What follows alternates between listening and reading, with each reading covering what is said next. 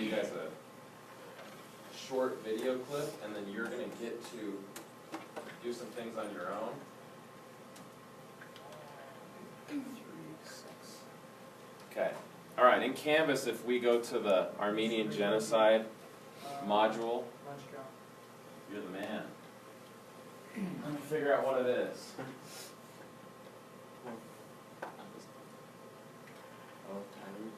No, you do. Lunch today, holy cow, there's a lot of announcements. Lunch today is chicken tenders and buttered noodles. What's that for lunch today? Lunch today? 1, 2, 3. Okay. And we're all here, that's good. Thank you for interrupting me, Mr. Long. Good call. Okay. So, in this module, what's kind of crazy is even though we're going to do this for 2 weeks, and I put everything out through next week on the calendar, so you guys, if you're going to be gone, you can see. I'm going to be gone next Monday and Tuesday, and we're going to have a sub, but you can click and see everything we're doing on the calendar. So, the first thing in here, we looked at those questions yesterday. We didn't finish them. Don't worry about them. The second thing you should see says Armenian Genocide Overview. Here's the point of today. Just like with Ms. Kostreva's research paper process you guys are going through, before you can write a paper or give a presentation on a topic, you really have to know the basics, and there's a lot of different ways to build that up and test that. Here's how we're going to do it today. I'm going to show you a short video clip that gives you some very vivid pictures of what these regions look like. So everybody see the map that's on the bottom of this? If that doesn't pop up, pull down this corner so you can see it.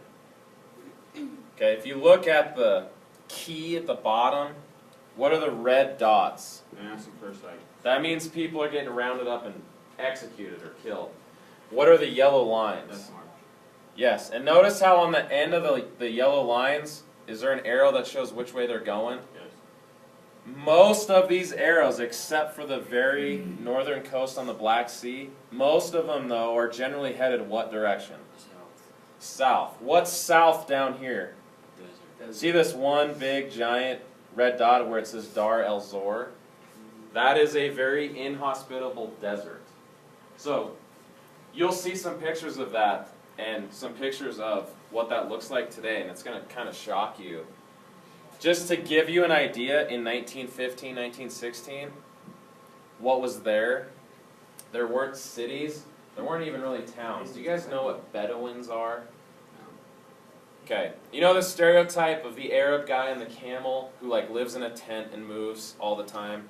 Kind of like the Middle Eastern equivalent of a Native American. Like they don't live in a permanent house. They move around all the time. Okay. Bedouins are basically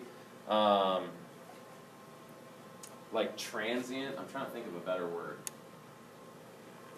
They're pastoral nomads. They move around. They don't live in one place in a permanent city.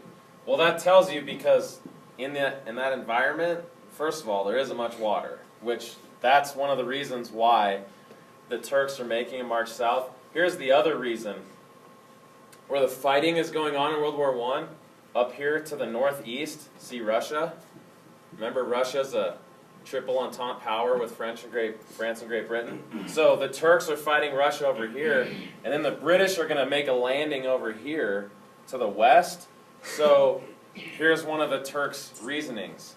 We don't trust these Armenians who live up here, because most of them live up in this corner of Turkey, because they'll like rebel against us or join the Russians or something. So one of their excuses for marching them out is because during the war we couldn't trust you to be there, or we're going to move you before your city gets bombed or your collateral damage. And they just march them down to the south. And really, they're going to hope that most of them die along the way. Okay? So here's what we're going to do. These questions right here, I have them in a Google Doc, but I just pasted them there. You have to answer those. But the catch is I'm not going to tell you the answer, and I'm not going to give you any links or websites. I am going to show you a video that will address some of them. All you have to do for each question is give us a link and say, here's where I got it. So, here's my example at the bottom. Okay? say for number 1, when did the Armenian Genocide allegedly happen? What was going on in the world at the time? Well, we know 1915, World War I. But let's say I just Googled Armenian Genocide and found something. I'd say, okay, my answer is it started in 1915 and World War I was going on at the time. And then I just put my source. But because I think some of you think I'm crazy and think Digo's awesome and you don't use it that much, you're going to share a Digo link for each answer. That doesn't just take me to the website. It's going to take me to the website and it's going to have highlighted right where you got that answer from.